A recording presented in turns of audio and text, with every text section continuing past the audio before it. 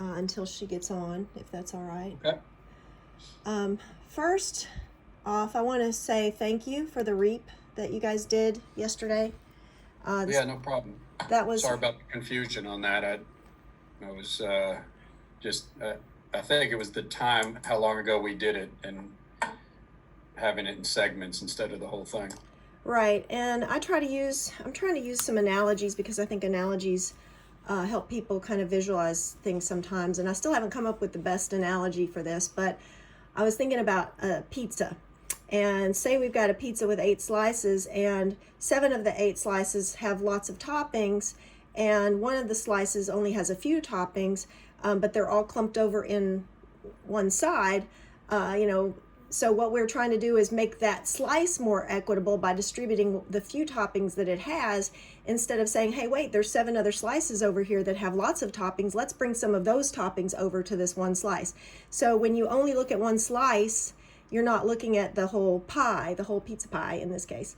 And so that's why we really wanted to see the REAP. And we also feel like the community wants to know and deserves to know how inequitable our student assignment plan is, because that makes the case for the tax increase. So this is part of the compelling story that it sells itself. And if the community knows this extent of it, all the way down to the PTA data and the booster clubs and the athletics and the how many AP classes schools have, across the district, and what are the things that drive people to choose one school over the other, and what can the student assignment plan do to level that playing field and really give every school a fighting chance at recruiting, athletics, and mathletes, if you will, athletes and mathletes. Give every school a chance to have an equal opportunity for engaged parents and engaged community and that kind of thing. So hopefully this is a story that we can get out to the community in the next couple of weeks. Do you think that's a possibility that we could package something and work with the PTAs to inform their membership about some of these disparities that exist, so they can come to the table and help us be part of the solution? Yeah, I think so. I mean, I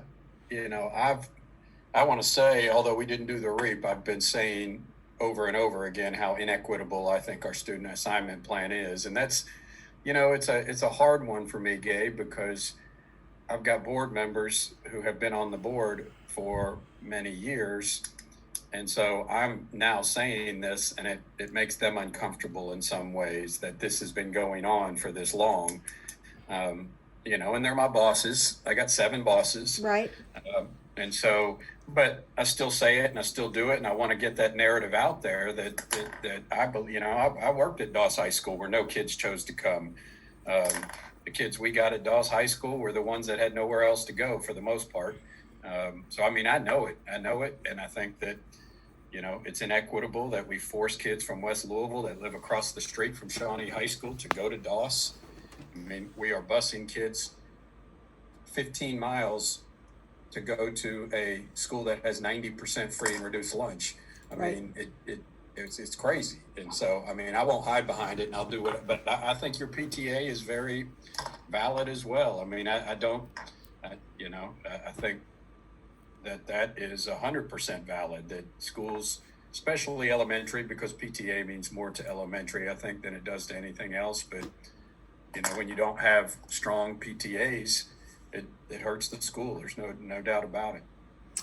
Absolutely. A couple other things that I wanted to cover, and I think that quantifying it, putting some pie charts together and some bar charts and some visuals that highlight how these disparities compound, not only in a school,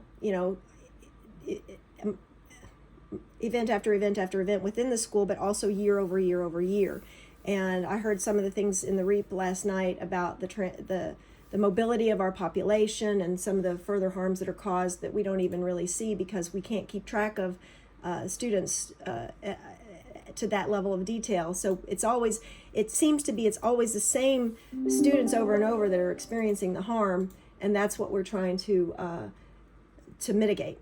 So I don't know what that looks like. I don't know if there's some way we can participate in the development of any of these materials, but I'd like to see us get something on the calendar real soon. So let me know what you think that looks like, and maybe that's Renee.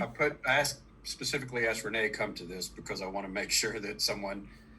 I struggle sometimes to follow up with a lot of the requests because I get going into other meetings. So I just wanted her to keep track of some of the things that we would like to do. And I want to say this, what I've learned from this student assignment plan, Gay, is Shawnee is low in numbers because of the student assignment plan. Kim Rice met with me last spring and said they have a plan to put together to attract more kids to come to Shawnee. And I said, Kim, what I've learned is it is designed for you not to have kids at Shawnee. When you look at the map, there is no way you would have kids come to Shawnee. I don't even, and so, I mean, I believe this student assignment change will make Shawnee, and the support plan that we put together will make Shawnee flourish. And I mean, I could see them having 1,400 kids in the next, I don't want it much bigger than that, but in the next 5 years, just because the student assignment plan has killed Shawnee High School. And there's been good principals, and it's just absolutely killed Shawnee High School.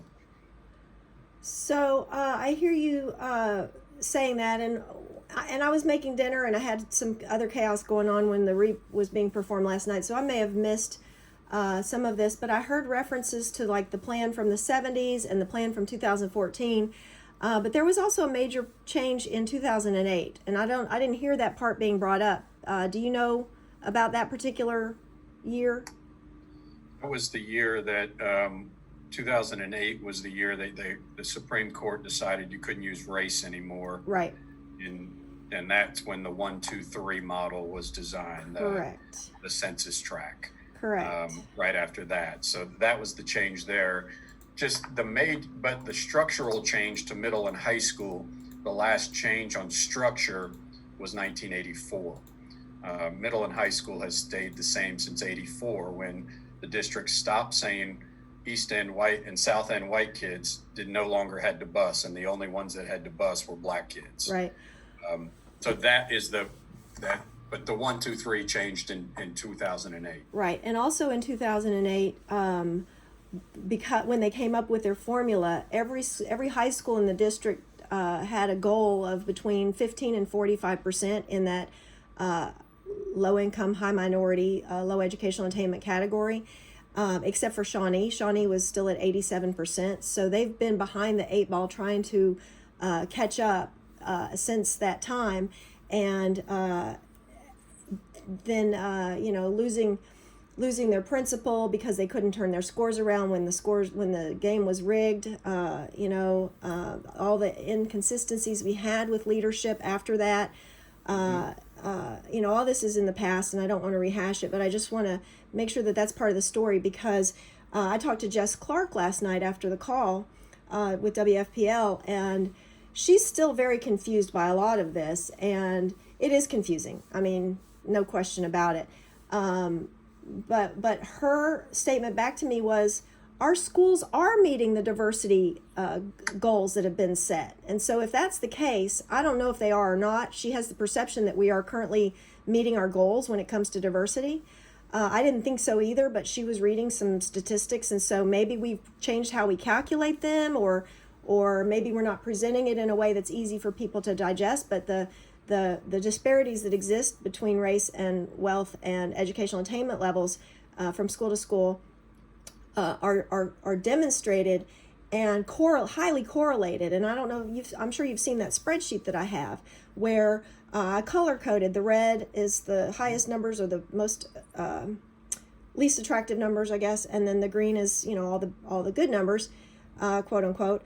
And when you see the green, I shouldn't say good numbers because it's when you sort it by race specifically, you see a higher correlation of schools that have PTAs that can't raise money, schools that have low test scores, schools that have 1 star, schools that have lost their site-based decision-making council. So those all correlate. And so that's what I want the visuals for the community to see, because I think that's how you convince people that we need to get behind this tax increase. So I also want to talk to you about, I'm just checking my messenger to see if Latasha has responded.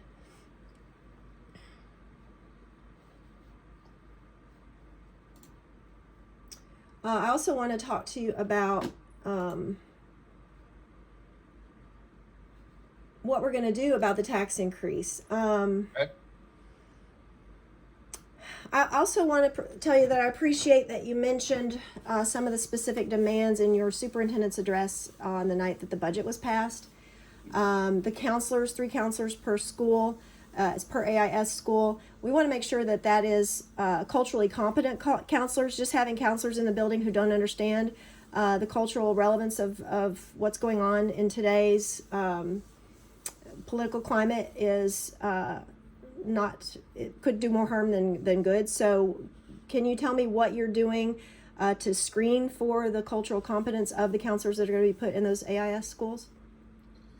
Well, it's a good question. I mean, I'm just going to say a major problem is going to be if there are enough. I mean, the problem for us won't be putting the positions at schools. The problem will be filling the positions.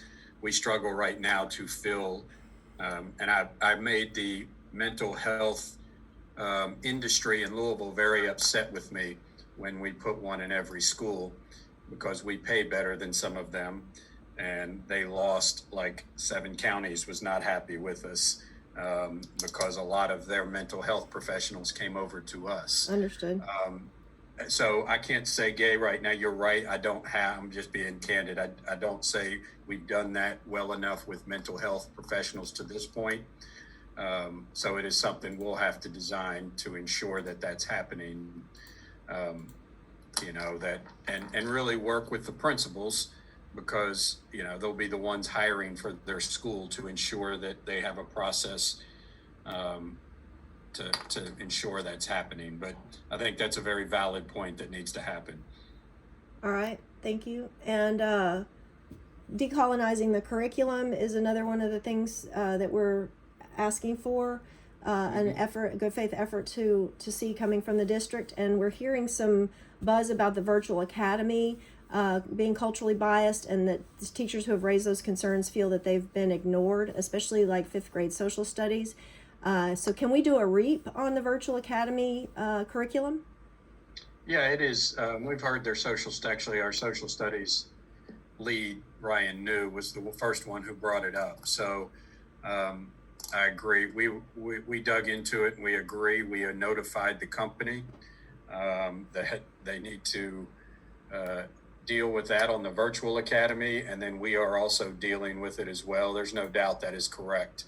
That it is a very traditional social studies curriculum on the virtual academy. So we are addressing that. And I will say we are hiring some teachers to work in curriculum, and this is outside of the virtual academy. This is more holistic, and partnering with Ricky Jones and his team to help develop, resources and curriculum for teachers and schools to use. And so, I say all the time, as I was a social studies teacher, and unfortunately in teaching, most of us teach the way we were taught.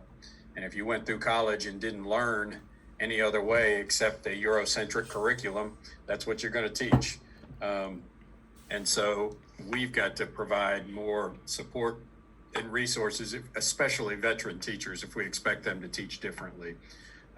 Because most of us, like me, did not go through any training that brought us that type of content knowledge. So agreed, and we are going to work with U of L and the Pan-African Studies Department and pay teachers to really work that curriculum. And then you're correct about the virtual academy, and that is being addressed immediately. Okay, that is good to hear. My one of the messages I texted to Renee a couple of days ago was around Asala and the meetings that you had with them, and a letter that was sent by Nancy DeMatra regarding her disappointment in how the outcome of those talks went, because Asala is a nationally recognized organization, and that is feedback coming from grassroots. That is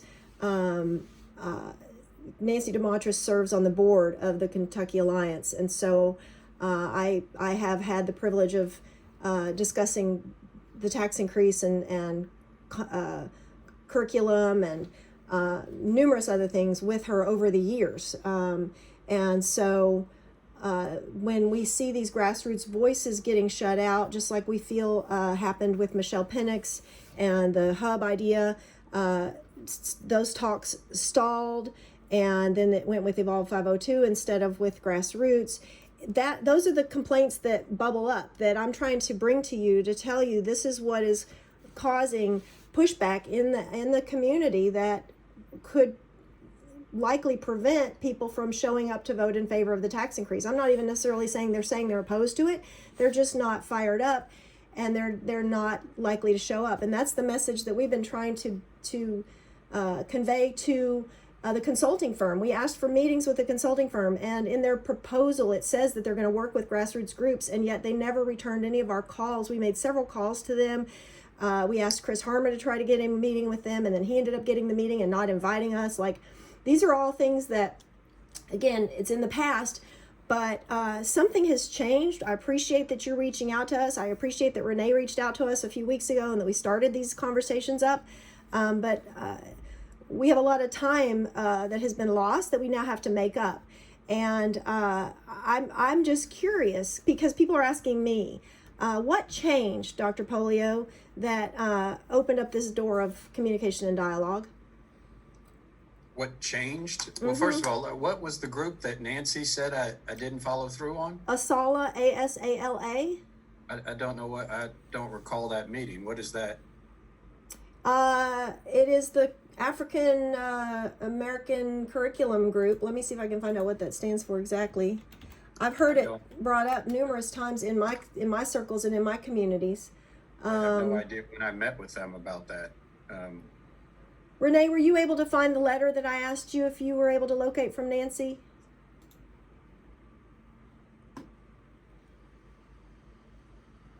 Gay, I don't. I'll have to go back and look through messages, Gay. I don't recall this. Okay, I sent you some follow-up messages when I confirmed our meeting time and said these were some things that we could, that I was Sorry, I don't know when I met with that group. It hasn't been any time in the past couple of years. So I'm not familiar with that. All right, unless there was a different name that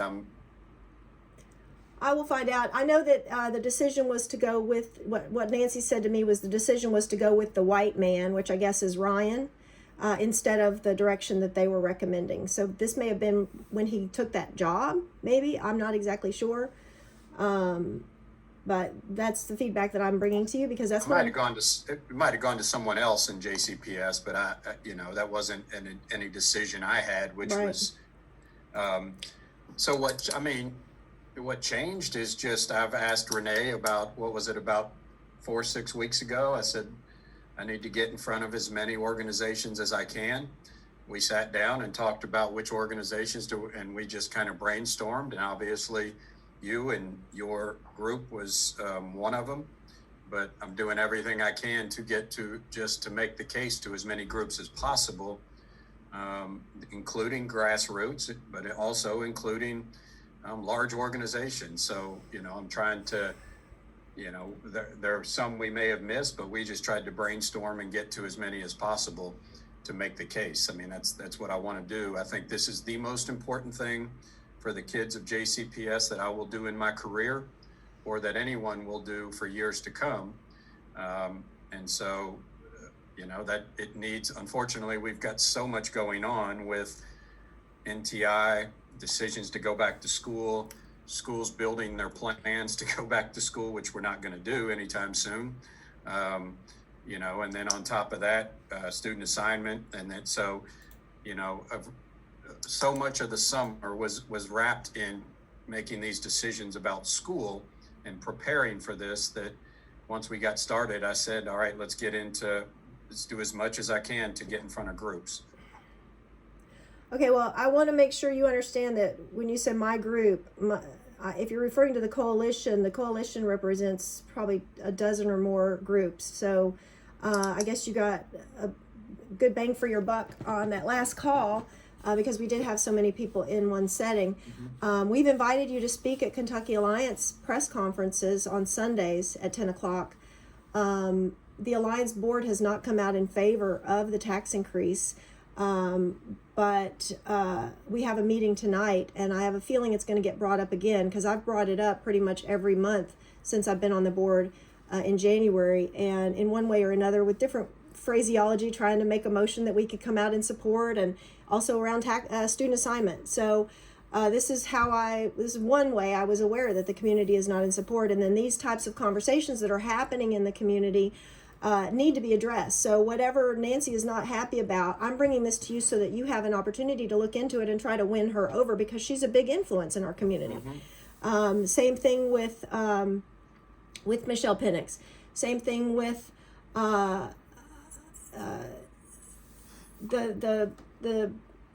grassroots groups. And I want to kind of revisit something.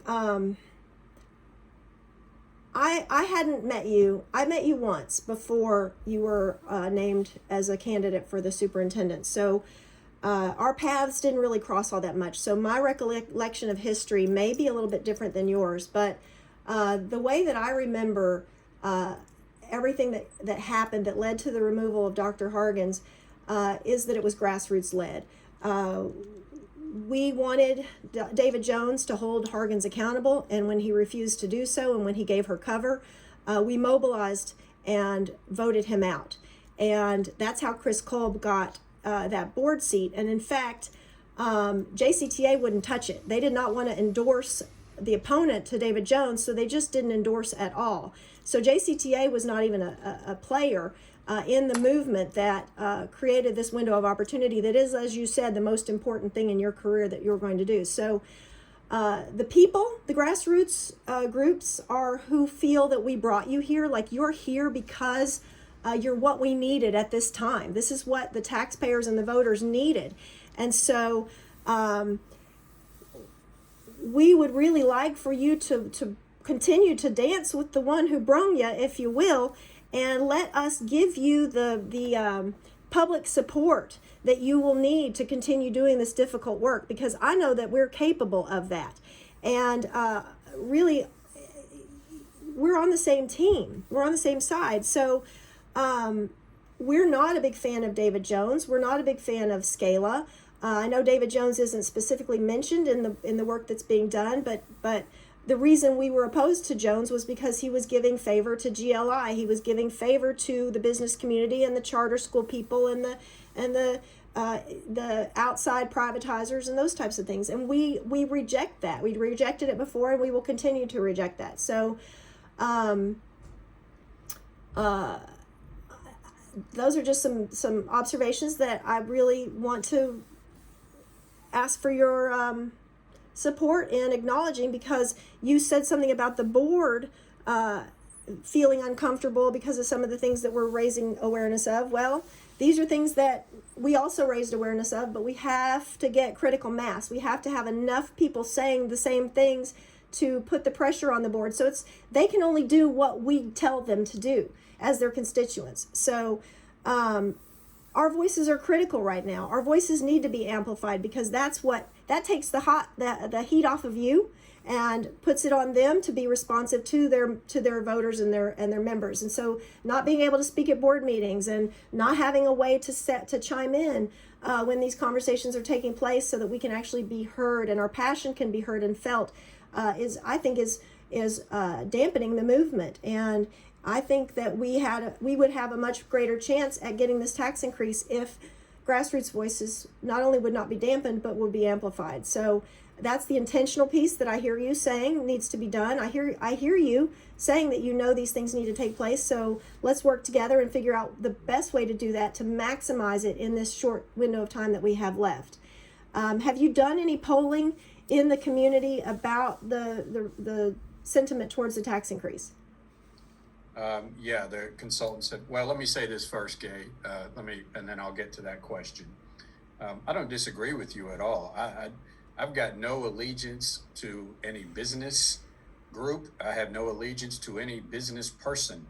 I've gotten into it with David Jones before, where I've pretty much had a standoff, and I mean, not a physical way, but, because he's very active and then once we kind of butted heads a little bit, he backed away.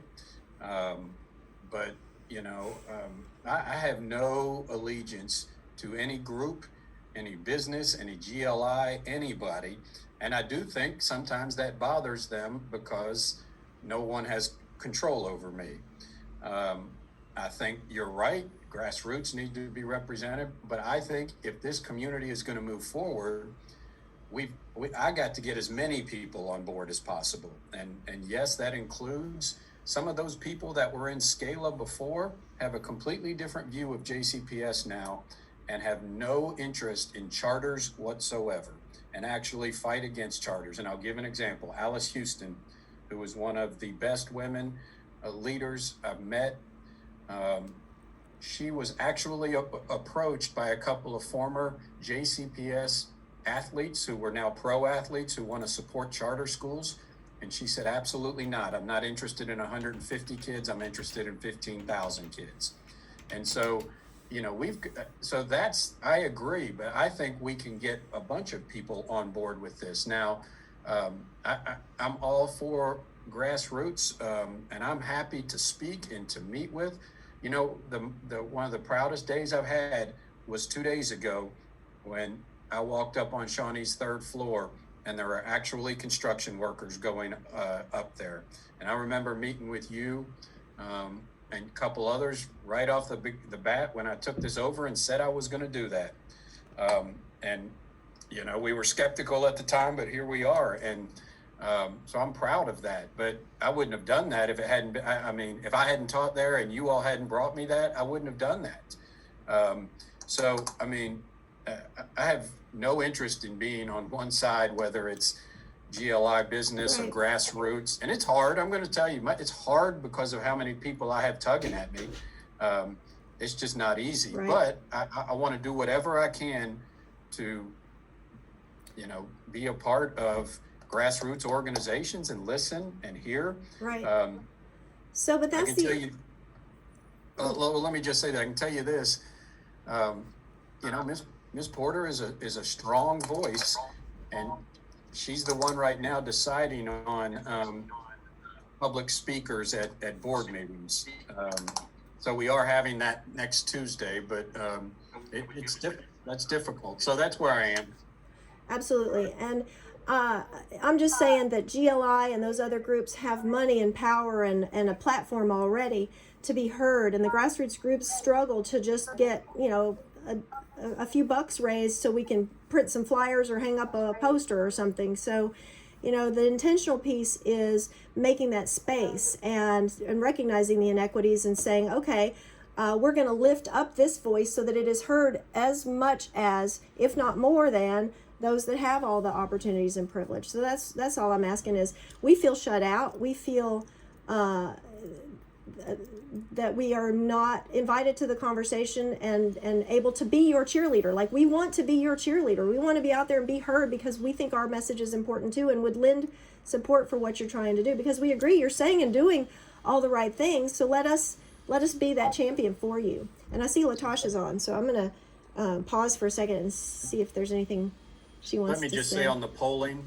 Yes. So there, that was a part of our consultant. They did 2 polls.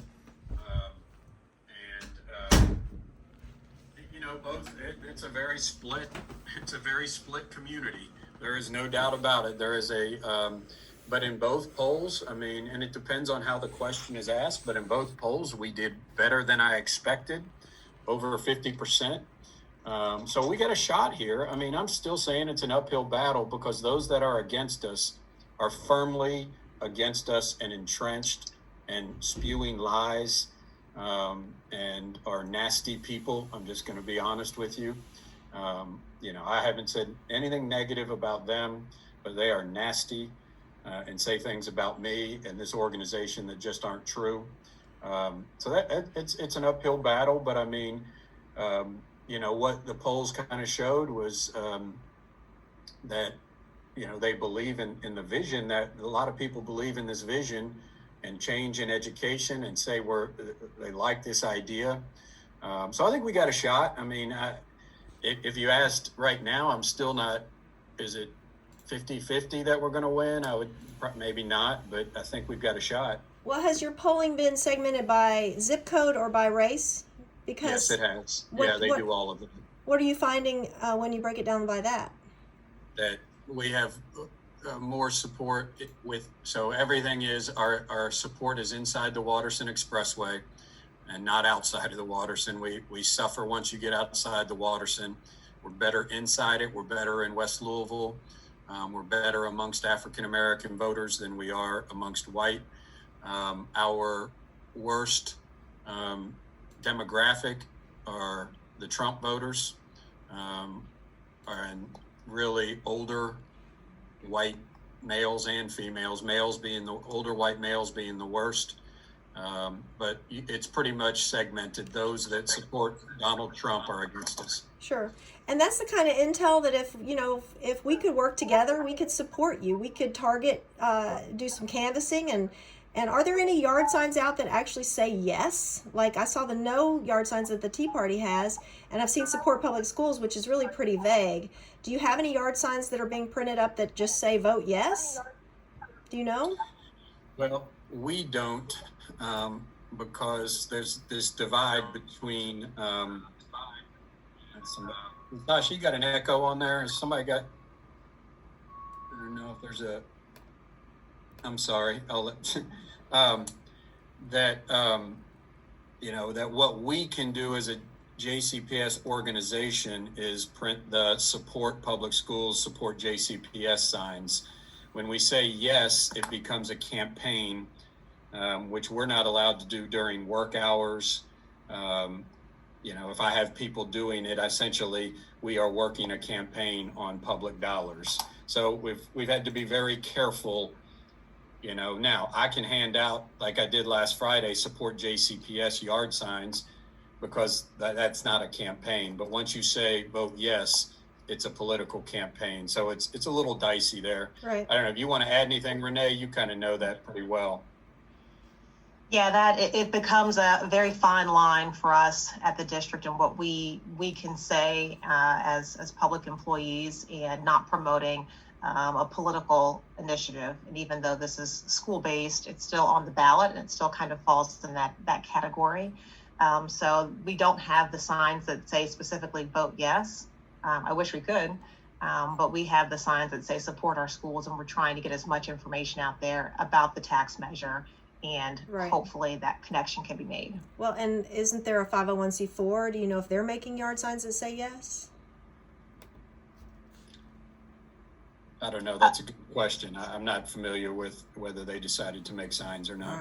All right. We'll see if we can circle back with them. I'm going to stop talking and see if Latasha wants to say a few things. So, hey, Latasha, good morning. Good morning, everyone. I'm not sure. I don't know how long you guys have been on here, so. About 40 minutes. About 40 minutes? Mm-hmm. I hope everybody's day is going pretty good. Yesterday I did watch The REAP, and I thought it was amazing to see that some of the things that I was concerned about, that Dr. Pollio, you really brought it to Front Street, and I appreciate that. And I really appreciate all the things that you're doing to really create change for our kids. Thank you, Latasha. And I told Gay, I mean, it's hard on some of those things to bring up, like to say that, I mean, I haven't come out and said our student assignment plan is racist, but it's close. It's racially inequitable at the best. I think you But I said told her, structurally racist on our last meeting. I think you did. yeah, I think I did say that at our last meeting. But I was like, I'm saying when I'm on, out out in in a public. public meeting like that, because, we have board members who have been on this board for many years, and it in a way attacks them. And how could you let this have gone on? And I try to convince them the board can only go where the superintendent takes them. So there is, and all of these things, and I know like Hargan's, her error amongst many. I mean, I can't even imagine what this district would have been like during this time with her. Nothing about me, but she just didn't want to do anything. She didn't want to do anything that would cause any upheaval or change. And that's what this kind of stuff does. It's a threat to certain people. Premises. So anyway, but I appreciate that. I mean, we just got to keep shouting it. I do want to say this, that the student assignment plan and the tax are uniquely connected, but one is not a requirement for the other. So we will not put the student assignment plan up prior to the vote. And if we don't win the vote, I'm still moving forward on student assignment. So they're not, dependent upon each other. Now, if we want to make all of our CSI schools to have that same support plan that Shawnee and our new middle school would have, then we do need this. But that is separate from the student assignment plan. Right. So, but you would need the revenue in order to build all the schools that are needed in the West End. So is that what you're saying? We can build a middle school in West Louisville with the current bonding capacity we have. But if we wanted a second high school and a second middle school, yes, we would need some additional bonding capacity. I'll just say that. Gay, tell me when I can come speak to, when would it be? Is it in person? Is it virtual? What is it? So our board meeting tonight is virtual. It's on Zoom. I could ask if you could come and speak for 5 minutes, because I know that the discussion is going to be up on for vote again tonight to support the tax increase, and maybe just hearing from you would be enough to bring the alliance over in support. But then Sunday at 10 o'clock is on the front steps of the Carl Braden Memorial Center at 3208 West Broadway. And, it's kind of,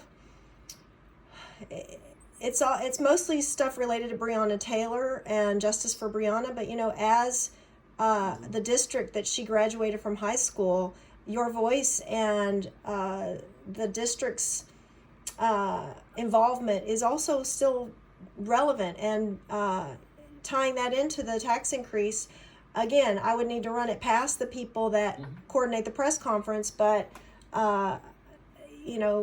having you speak as to why we need it seems like a smart thing for us to have you do this coming Sunday, especially since the Coalition for the People's Agenda is supposed to vote on Saturday in favor or against the tax increase. And if we vote yes, then that's part of the announcement. That's part of the this coalition has come forward in support. And if we're still a no, or to me, no is still just not yet. Like every day that goes by, we're still hoping that more people will see the demonstration of good faith that you have been exhibiting.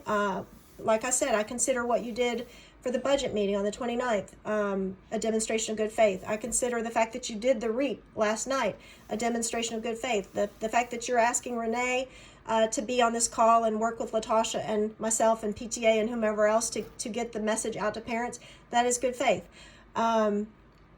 There's still a few more things that need to take place for the coalition to say, yes, you've met all of our requests, and that would include the resolution. And I sent Renee a document with some examples of some resolutions that support the movement for Black Lives that maybe we could get passed at a future board meeting. And even if you just tell us you're working on it, we can take that back to the coalition. But it needs to have support of the people's agenda, because that's the seat at the table. That's the opening that says, yes, we recognize that we need to have a continuous and ongoing conversation with our most impacted community members, and work with the coalition. And the coalition is not just education, it's 9 areas of concern, and it encompasses the city budget and policing and a civilian review process of the police department. And also we would like to see some type of civilian review process of the district investigative process. So like the fact that you're bringing back the ombudsman is a great start, but not everybody's a superintendent that is going to be receptive to the concerns that might be brought forward by the ombudsman. And as we saw again under Dr. Hargens, that led to cover-ups and quickly hiding the information or spinning the information instead of actually addressing the situation. So I feel better having an ombudsman under you, because I know that you would see it as an opportunity to make meaningful change, but you may not always be our superintendent, because I will not. I promise you that. if you're doing the greatest. Yeah, see. So and then we've got board members.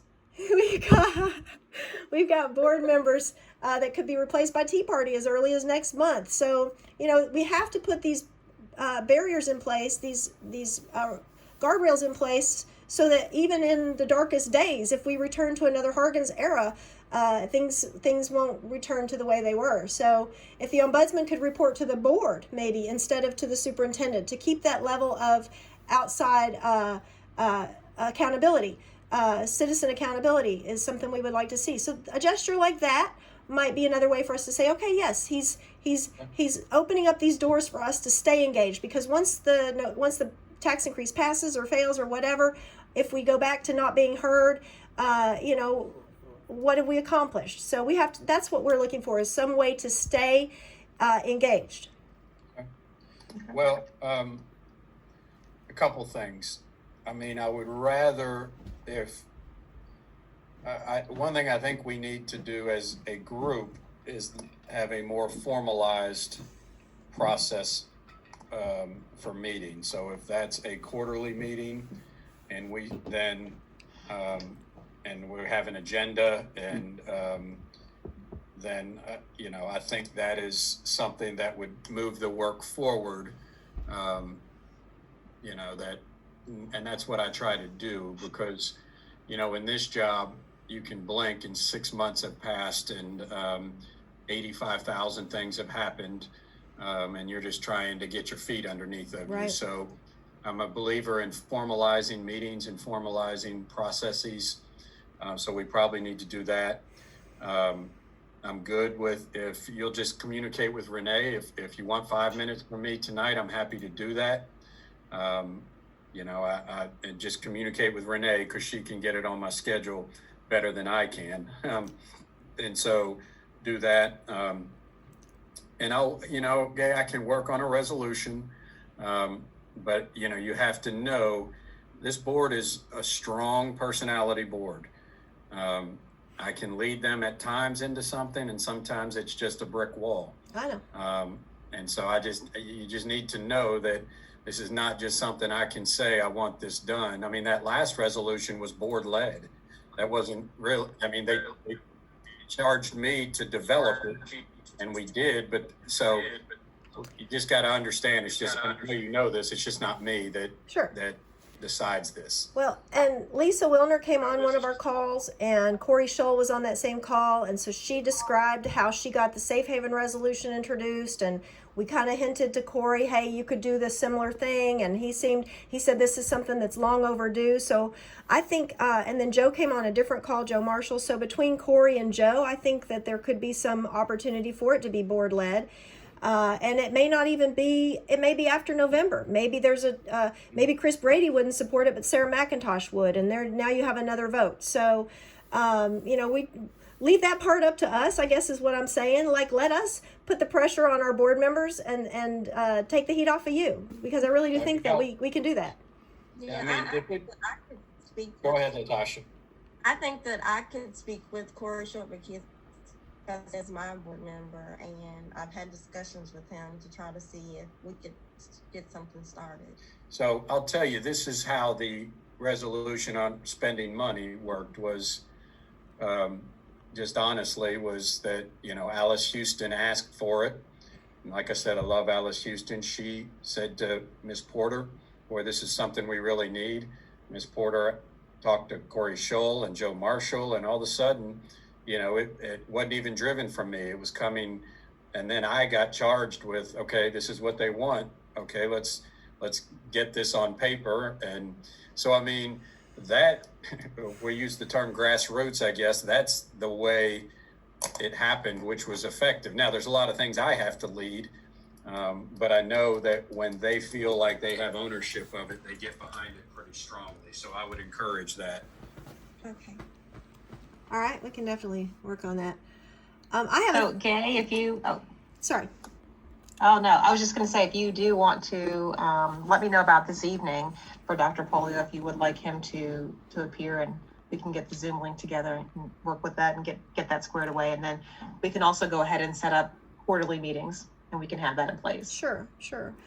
The meeting starts at 6:30, so is there a time that works best for him so we can tell them, hey, he can be Wide on open.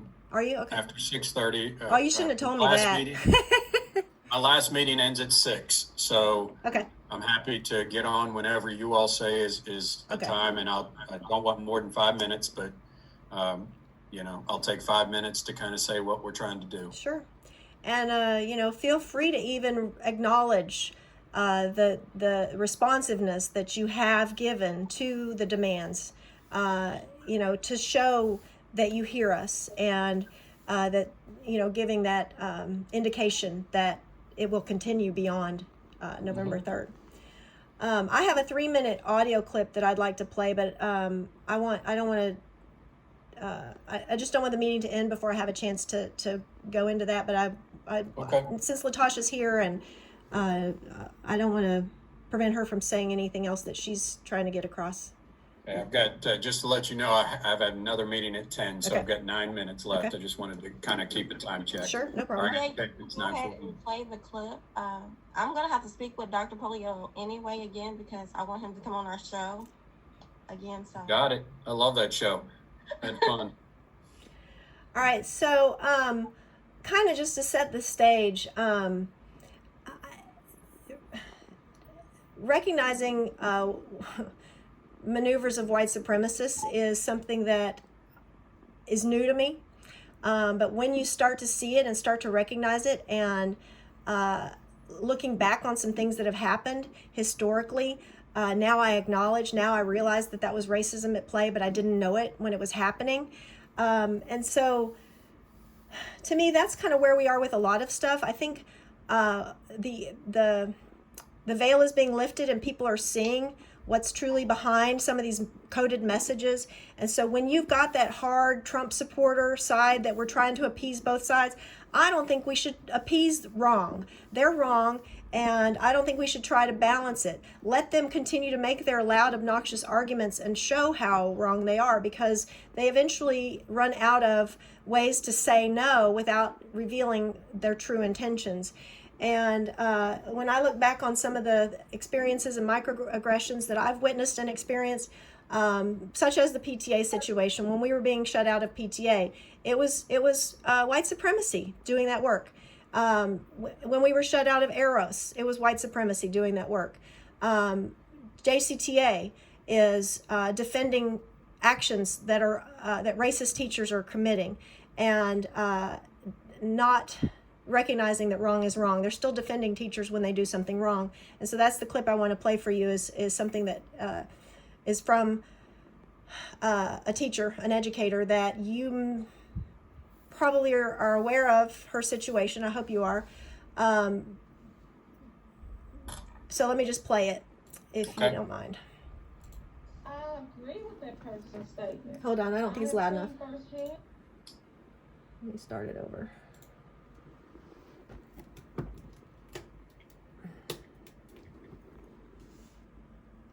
I agree with that person's statement. I have seen firsthand and been oppressed by the teachers union firsthand, slandered even. So tell me more about the teachers union. It's an interesting parallel that you make between teachers and the police. What is it about the unions that makes them be pushy or makes them be domineering? What is it that you experienced? In my viewpoint, Uh-huh. children, families are our clients, and they should be treated as such. Even the community, people, taxpayers, they're our clients, and they should be treated and respected as such. Can you hear that, In Dr. my Pollio? opinion, I can and some. I It's can a only say little this because I have fuzzy. chosen not to be a part of the union. And so Gay, I don't know if it I'm might be going to better use if my you voice and could speak share up. that with The us in a reason I'm different not a format. part of the union is Sure. It's hard to hear it. recently Sure. seen where they're putting their needs and what. And then yeah, I know we're getting tight on time, so maybe you could share that with us and we Okay. can review it. Yes, I can do that. I'll send it to you in an email. It correlates to a text message that was sent by a teacher. Katie Stoltz is her name. She sent a text message to a white teacher named Jenna, and it says, "Jenna, I have been told by numerous individuals that you have been spreading a rumor that I do not like black kids and only white kids, that in my class and your class are only favored the white kids. That is totally untrue. That is a defamation of my character. I've been advised by some of our fellow employees at Maupin that if you continue to spread that amongst people, that I need to have the board look into this matter. I have no idea why all of a sudden you are stooping to such a low level. Your concern needs to be for the students and not trying to stir up drama amongst teachers. As you know better than anyone, when Dr. Johnson did the same stuff, the board took action against. Thus, do not spread rumors about me concerning racism, teaching skills, etc. I have had this message reviewed by others. Have a good day." So this is a text message that was a threat to a kindergarten teacher who was trying to raise awareness of racist behaviors being exhibited by another white teacher. And it also acknowledges the retaliation that took place of Dr. Kimberly Johnson at Maupin when she did the same thing. And so that recording that I was playing was of Dr. Johnson explaining her experiences and how she was not only lied on by the union, but she was slandered. Like, they publicly said things about her that were untrue, and the facts speak for themselves. And so when an investigation took place, the investigators only interviewed the white teachers. They twisted Jenna's testimony so that it sounded like she said she didn't witness something when in fact she did. And so the investigative process broke down, which is why we're asking for an internal review process that can identify these things, because it eventually hit a dead end, and this teacher still has her job and has not been held accountable for her threats and her acknowledgement. So, or for what she's currently doing to the kindergarten students at Rangeland now. So her background needs to be looked into, and she needs to be dealt with. And there's no one holding her accountable. So that's a concern that I wanted to bring to your attention. Okay, I'm happy to listen to it. Okay. All right. And I'll say Well, this, thanks, Gay. I'll say this. I know what you're saying. I mean, when I sent out that letter to employees about Breonna Taylor, you wouldn't believe the nastiness I received back over that. And so I completely understand what you're saying. But there's enough of us who can talk to them and mentor them and help them either come around or be vetted. We have to vet. These weren't employees that were saying nasty things to me.